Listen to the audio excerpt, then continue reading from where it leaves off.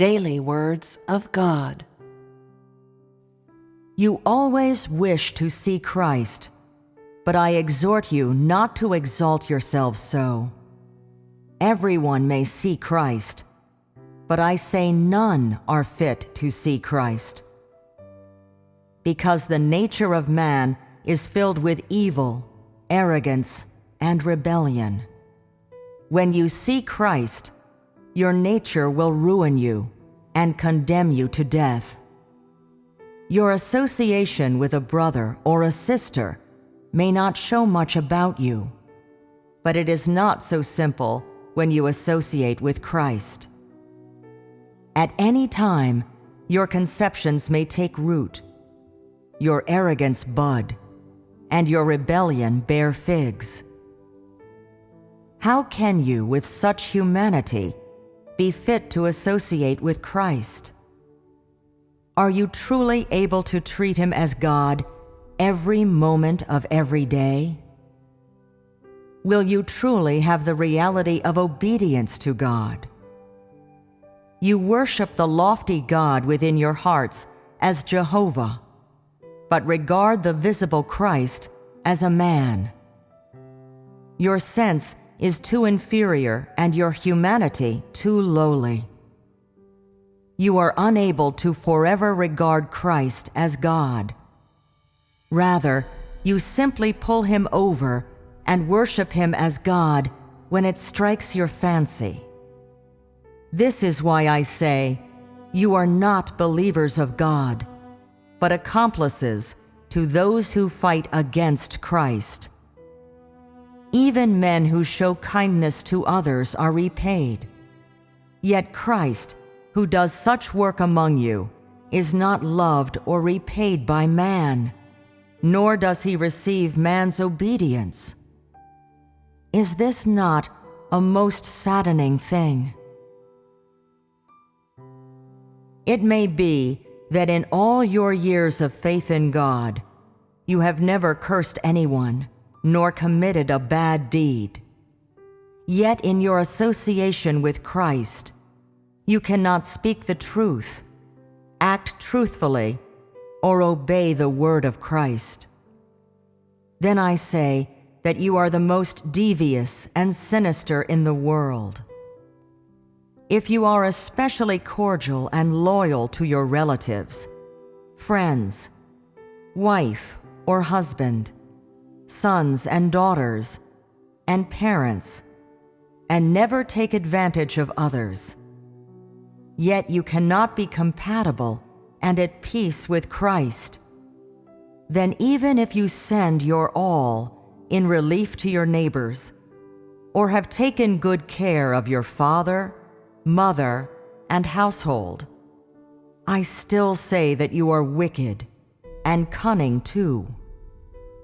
Do not think that you are compatible with Christ if you are compatible with man or perform some good deeds.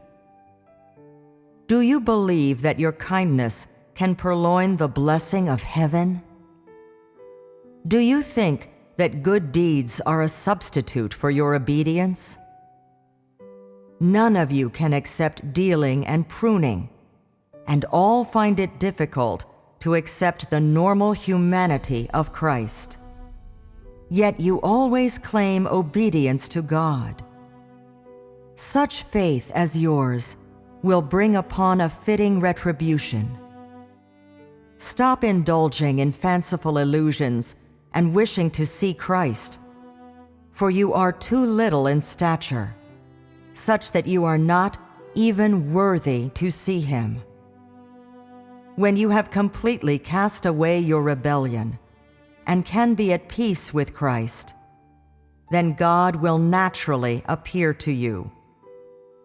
If you go to see God without having undergone pruning or judgment, then you shall definitely become an opponent of God and be set for destruction.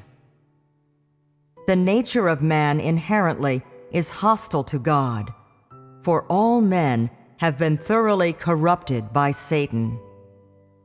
Nothing good can come of a corrupt man associating with God. all actions and words of man will surely expose his corruption. And when he associates with God, his rebelliousness will be revealed in all aspects. Man then unknowingly opposes Christ, deceives Christ, and rejects Christ.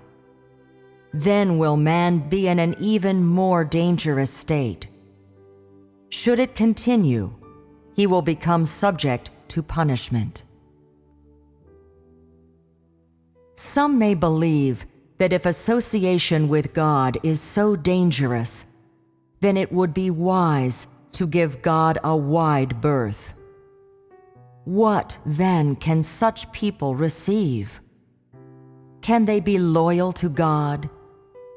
Indeed, association with God is very difficult. But that is entirely because man is corrupted, and not because God cannot associate with man. It would be best for you to devote more effort on the truth of knowing the self. Why have you not found favor with God? Why is your disposition abominable to Him? Why are your words loathsome to Him? You praise yourselves for your little loyalty and want reward for your small sacrifice. You look down upon others when you show a bit obedience and become contemptuous of God upon performing some petty work. You wish for riches and gifts and compliments for receiving God. Your hearts ache when you give a coin or two. When you give 10, you wish for blessings and to be distinguished from others. A humanity such as yours is really offensive to speak of or hear. What is praiseworthy of your words and actions? Those who perform their duty and those who do not. Those who lead and those who follow. Those who receive God and those who do not.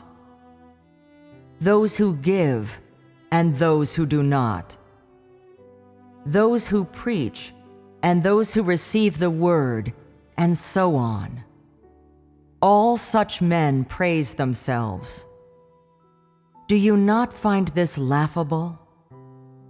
Surely you know that you believe in God, yet you cannot be compatible with God. Surely you know that you are unworthy, yet you remain boastful. Do you not feel that your sense has become such that you no longer have self-control? How can you, with such sense, be fit for association with God? Now are you not afraid for yourselves? Your disposition has already become such that you cannot be compatible with God. Is your faith not preposterous? Is your faith not absurd? How will you deal with your future? How will you choose the path to travel down?